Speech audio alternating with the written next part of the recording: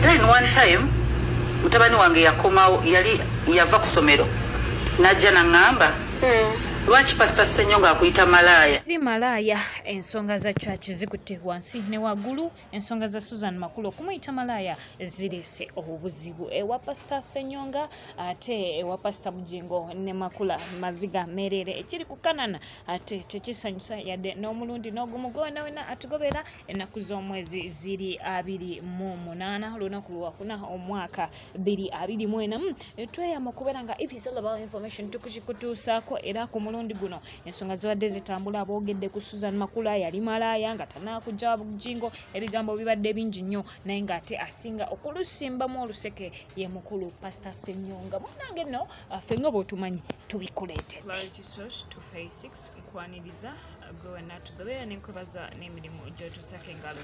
Subscribe nga sijja koma kukugamba ekyo gwe yakalaba video zaffe tekako notification bell video jimpe like ate ebisigadde obeere nga obitukwasa ekiri mu church Maziga Merere ensonga za Susan Makula okumuyitanga malaya zimugjeeko waya akatambi kakano nkakuleetedde munnange.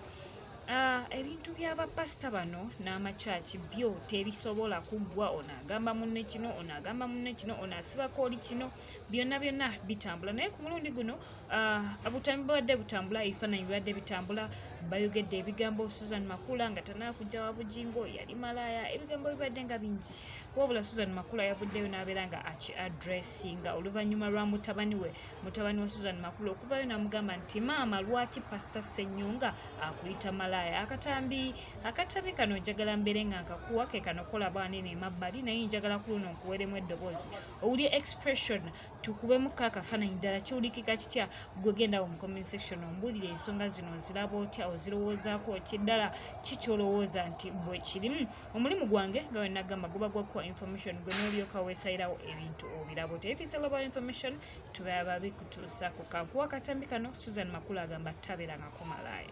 Yes. Then one time mutabani wange yakomawo yali yava ku ssomero najja nangamba lwaki Pastor Ssenyonga akuyita malaya. Oh my God. Felan. Oh, it hit me hard. Moto.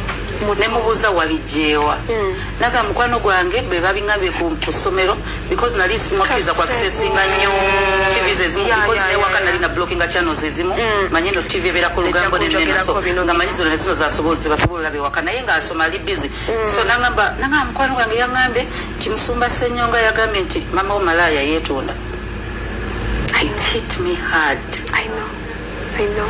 Yeah, so that time nawulira bubi nnyo not to leave him nini ngamba oba singa tekyatandika naye bino tebyandibaddewo kati mwana batandise omubuuza ebibuuzo bingi so that time nzijukira nga aliposesi naye nangamba nsagala genda ku ssomero bakugirako ekituyingi so I called Bebe Cool nemubuulira biki nangamba mumpe musindike ewaka mumpe kusimusooka enjogera naye musindike ewaka he needs to understand this nange position yemu gye nalimu being a celebrity ng'olina abaana kusonda wabuuza ebintu bingi babalaba so he talked to him n'akitegeera nti bw'ozaalibwa celebrity expect this and this and this and this mama kati ali mulayi tosobola kukizaayo nawe tewasalawo okubeera mwana we she didn't choose to be in media so then time neyitawo n'akitegeera kati alivize nakyo erinnya kye bagamba COVID so that time abantu abo babiri bankola bubi Bible tensikiriza kuhetinga because mutima temulina kuba mu bukyayi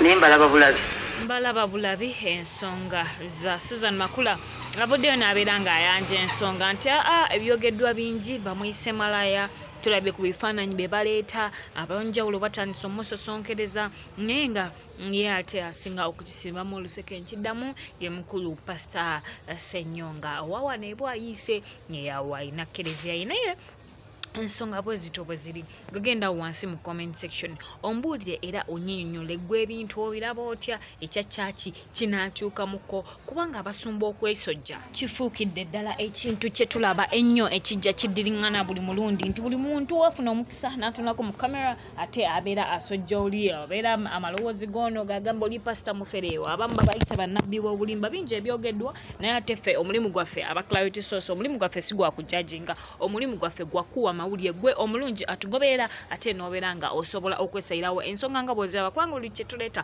tukireeterako clarity. We don't just talk but rather we give you the evidence of what we are talking about. Definitely kambere nga ate nkwerekereza olunaku olwaleero gwe wena atugoberedde okuva gye twatandikidde okukyusa wano okola kyamanyi nnyo nnyini ddala naye nenkujjukiza nti okusubscribe nga kyamakulu nnyo olwo information geno n'endala nnyingi nnyo tejja kubeera nga ekuyitako.